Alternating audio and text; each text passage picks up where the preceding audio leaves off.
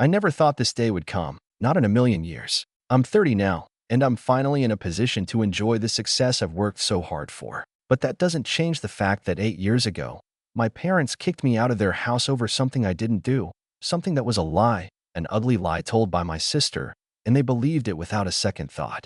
It's been a long road since then, and looking back, it's almost hard to believe how everything went down. My name's Alex, by the way, and I've always had a knack for business. Not that my parents noticed. Growing up, it was always my older sister, Emma, who had their attention. She was the golden child, the one they could count on to make something of herself. Meanwhile, I was constantly overlooked, ignored, or told I was too sensitive. Emma and I were never close. In fact, she was always jealous of me. The older sibling rivalry, I guess. But it went beyond that. Emma was a narcissist in every sense of the word. She'd do whatever it took to make herself look good, even if it meant stepping on me or lying about me. Our parents ate it up. They'd always praise her for her accomplishments, even when they were small, and berate me for things I never did. I wasn't allowed to show any signs of weakness or vulnerability. Those were signs of failure in their eyes. They had this image of the perfect family, and any imperfection was a threat to that image. But the turning point came when I was 22. At that point, I was just starting out in the business world. I wasn't rich by any means, but I had a clear vision of what I wanted to achieve. I had a side hustle going, working nights after a regular job, trying to build something for myself. It wasn't glamorous, but it was a start. Emma, on the other hand, was a mess. She had dropped out of college, bounced between several dead-end jobs, and was living in the same house my parents had bought her.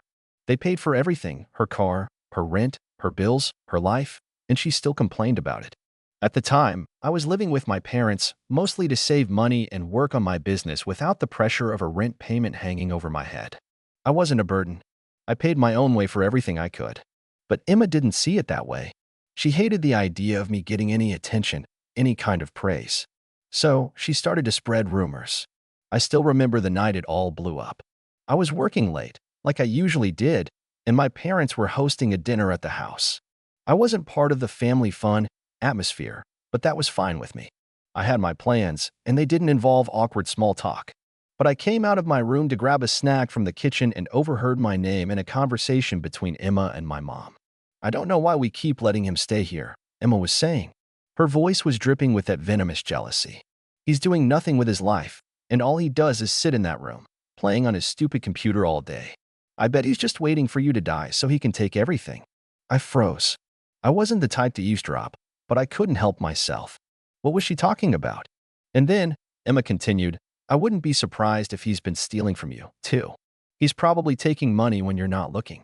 I saw him take cash from your wallet once, and I didn't want to say anything because I thought you'd think I was being dramatic. But I think it's time you know. He's taking your money." My heart dropped. I stood there, completely still, as the words sank in. She was accusing me of something I didn't do. I had never stolen from my parents. I was working hard, building something for myself. I had pride in what I was doing. But Emma? She had always been the manipulative one. She had no problem lying to get her way. But that wasn't the worst part. No, the worst part was that my mom, my own mother, didn't question it. She didn't defend me. Instead, she said, "I knew something was off. I've been feeling like he's just using us." Maybe you're right. I felt like I'd been punched in the gut. How could they believe her over me? Why would they choose to believe the person who had always been jealous of me? I knew they favored Emma, but this was too much. And the worst part was that I couldn't even explain myself. It was her word against mine, and I knew I'd never win. The next day, everything came to a head. I came downstairs to find my parents standing in the living room, looking at me with that cold, detached expression they always wore when they were about to say something big. "Alex," my dad started, his voice stern, "we need to talk." I felt a knot form in my stomach, but I tried to stay calm. "What's going on?" "We've been talking," my mom said, "and we've come to a decision. We don't think you should stay here anymore." My mind went blank. I couldn't process what I was hearing. "What do you mean?" "You're an adult now, Alex," my dad continued, crossing his arms.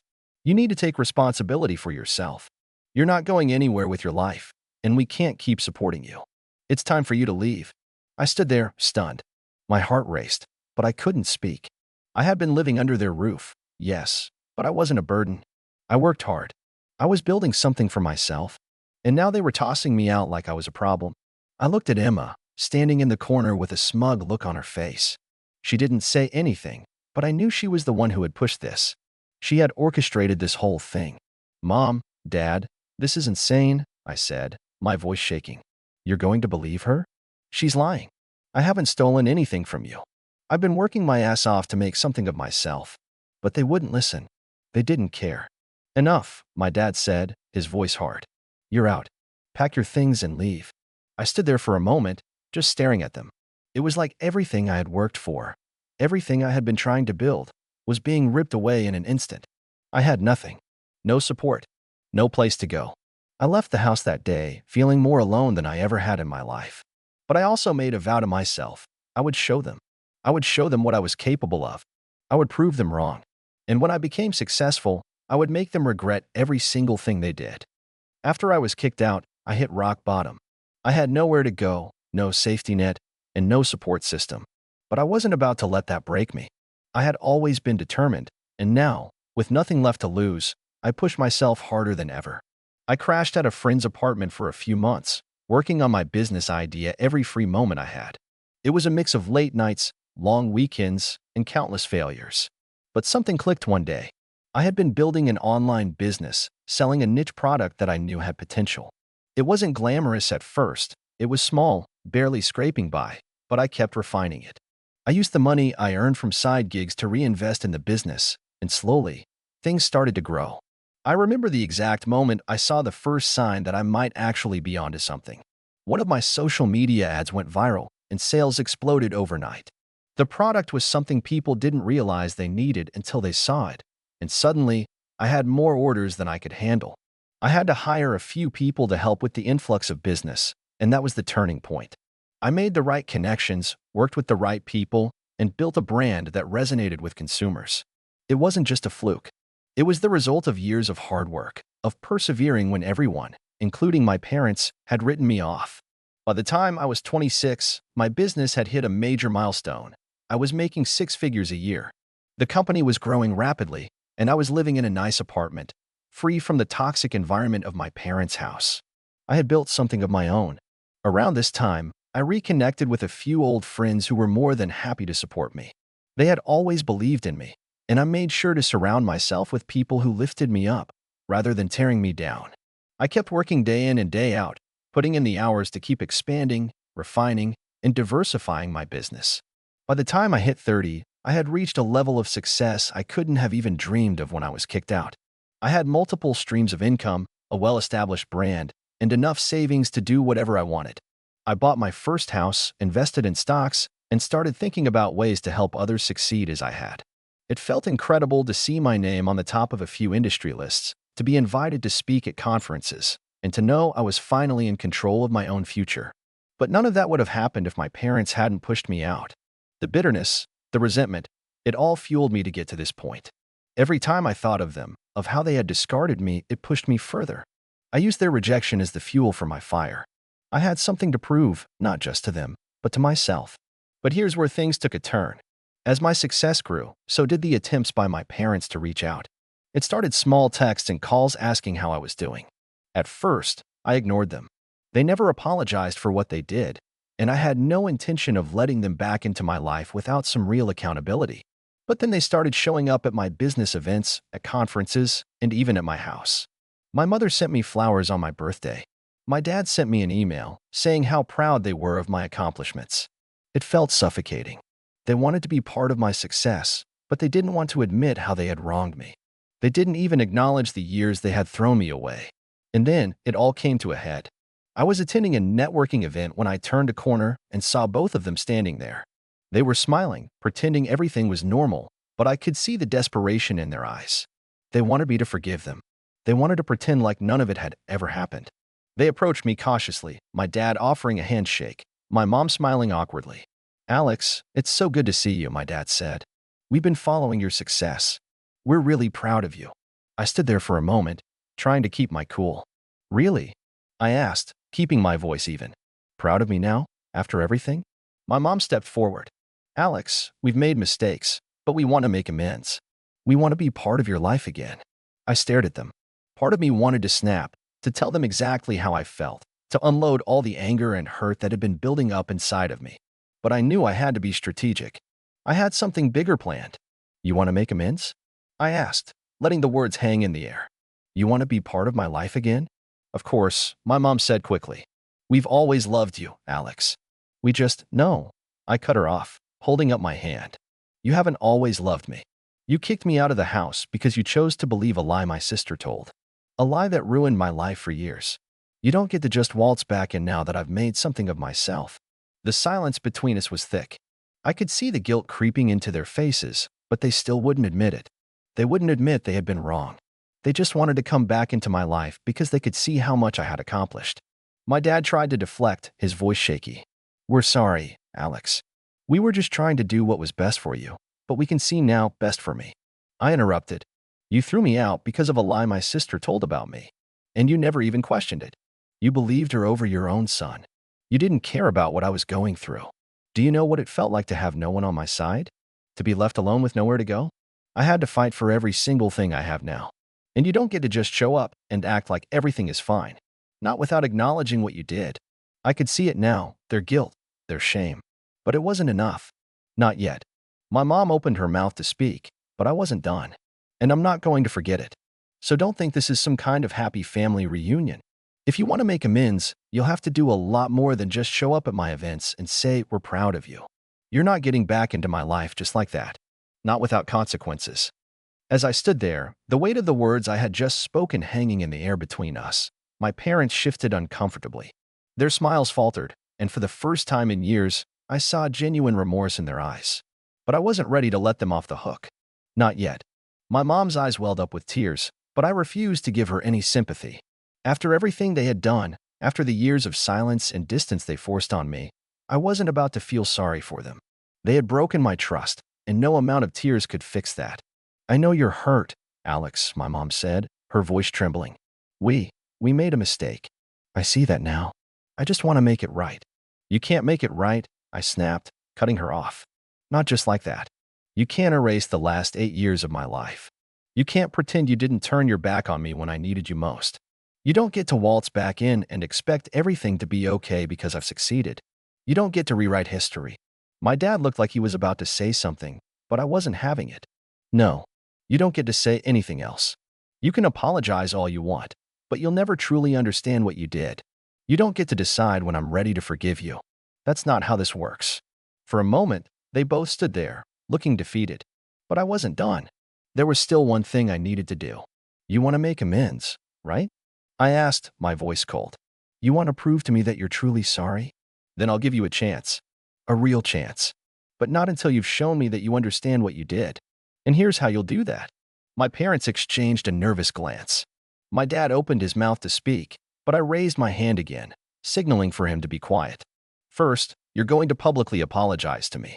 I want a full, sincere apology, not some vague, half-hearted message. You're going to admit to everyone what you did to me. How you believed a lie over your own son and turned your back on me when I needed you most. My mom's face turned pale. Alex, I don't know if you don't get to decide what's too much, I interrupted. I've had to live with the consequences of your actions for years. If you want to even begin to make things right, it starts with owning up to what you did. You'll tell the world the truth about what happened. And not just that. You'll apologize to my friends, to the people who stood by me when you abandoned me. You'll apologize to everyone who's been there for me in ways you never were. There was a long, uncomfortable silence. I could see the hesitation in their eyes, the reluctance to fully admit how wrong they had been. But they knew I was serious. I wasn't going to let them back into my life without proving they had changed. You want to know what else? I continued, my voice getting colder with each word. You'll also take full responsibility for what happened with my sister. You'll admit that she was the one who lied and that you let her do it. That you let her tear our family apart. You'll tell everyone the truth, not just about me, but about how she ruined my life. How she manipulated you into believing that I was the bad guy.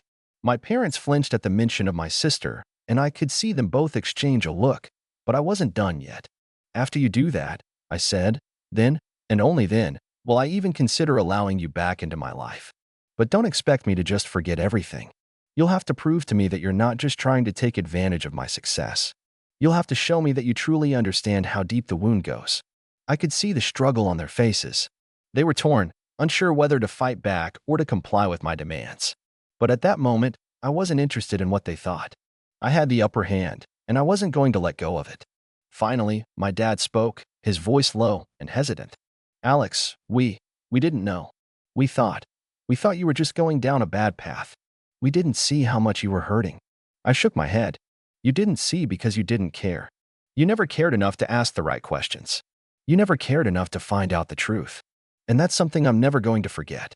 My mom stepped forward again, her hands trembling. Please, Alex. We know we made a mistake. We're so sorry. We want to make it right. Please, don't shut us out forever. I took a deep breath, trying to keep my composure. I could feel the rage building inside of me again, but I knew I had to stay calm. This wasn't about winning in the moment. This was about making them understand the consequences of their actions. You want to make it right? I said, leaning in closer. Then prove it. Prove that you can take responsibility for what you did. Until then, don't expect me to let you back into my life. I'm not some charity case you can just use when it's convenient for you. I'm not going to let you erase the past. You'll have to live with it. With that, I turned and walked away, leaving my parents standing there in stunned silence. I could hear them calling my name, but I didn't look back. I couldn't. As I left the event, I felt a strange mixture of satisfaction and anger. Part of me felt like I had won, like I had finally stood up for myself after all these years. But another part of me was still angry. Angry that they thought they could just waltz back in after all the damage they'd caused. I wasn't ready to forgive them. Not yet. But I was ready to make them work for it. This wasn't over. Not by a long shot. I didn't hear from my parents for a couple of days after that confrontation. I think they were both shocked and humiliated by the demands I'd made. I knew they'd try to avoid taking responsibility, but I wasn't about to let them off the hook. I wasn't playing games anymore. This was their chance to prove they understood the depth of what they'd done, and I wasn't going to make it easy for them. Finally, my mom called me. She didn't ask to meet up, just asked for a phone conversation. I could tell by the way her voice shook that they'd been discussing it for a while. We've thought about it, Alex, she said. We understand what you want. We're willing to make things right. We'll do it. I felt a cold satisfaction wash over me. They didn't get to just walk in, apologize, and assume everything would be fine. They had to show me they were truly sorry. They had to prove they could own up to their mistakes in the most public way possible. I didn't let her off easy. I want it on social media. I want it public. You'll write a full post on whatever you use. You'll tell the world what you did. Tell them how you believed a lie and kicked your son out. Tell them how you turned your back on me when I was struggling. Make sure everyone sees it. There was a long pause on the other end of the line. I could almost hear her trying to collect herself, probably wanting to negotiate. But I wasn't negotiating anymore. I want everyone to know exactly what happened. I want the people who followed your lies to see it. I want my friends, your friends, and our extended family to know how you turned your back on me. My mom sighed, the sound of defeat heavy in her voice. All right, Alex. We'll do it. We'll tell everyone the truth. But after this, after all of this, will you at least try to move forward? I didn't answer immediately. Instead, I took a deep breath, reminding myself of everything they had put me through. The years of silence. The pain. The humiliation. They hadn't changed that much. No. I finally said, my voice steady and cold. Once you do this, I'll consider it. But until then, I'm cutting contact with you. She was silent again, and for the first time, I realized how much my words were affecting her. She didn't say anything for a while. Then, very quietly, she muttered, I understand. I didn't respond. I knew there was no point. It was time for them to face the consequences. A few days later, my parents did what I'd asked. They posted on their social media accounts, publicly and with no room for ambiguity. My mom wrote a long post with a picture of me from when I was younger, right before everything fell apart. In the post, she wrote how they had kicked me out after believing a lie my sister told. She admitted how they had wrongly sided with her, even though they knew deep down something didn't feel right. She apologized to me for turning their backs on me, for not being the parents I deserved. She expressed regret for the pain they had caused and how they now understood the gravity of the situation. My dad posted a similar message, though it was shorter and less emotional. He apologized for not listening to me and for believing the worst in me without ever giving me the benefit of the doubt. He admitted that he had been wrong, and while it was too late to undo the damage, he hoped that somehow, some way, I would forgive them. The posts were there, out in the open for everyone to see. The people who had sided with my parents during the whole mess saw it. The people who judged me without ever asking my side of the story. They saw the truth for the first time. But did that make things better? Not for me. I knew my parents were only doing this because of my success.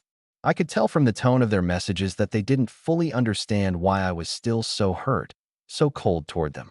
They had apologized, yes, but I knew the apology wasn't truly for me.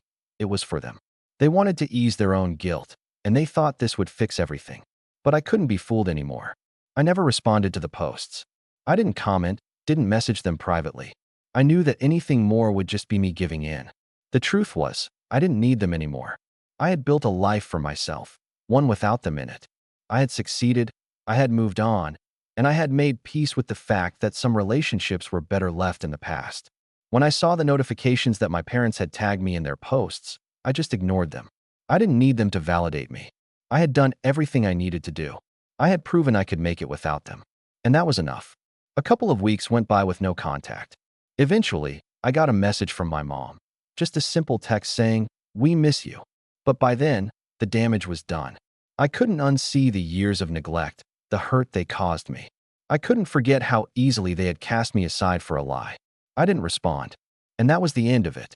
So, Reddit, I know I may sound harsh, but do you think I did the right thing? I've had people tell me that I should have forgiven them, that family is everything, but I can't shake the feeling that they only came back because they saw my success. They didn't care about me back then, so why should I care about them now? I've moved on. But am I wrong for holding on to that anger? Let me know your thoughts.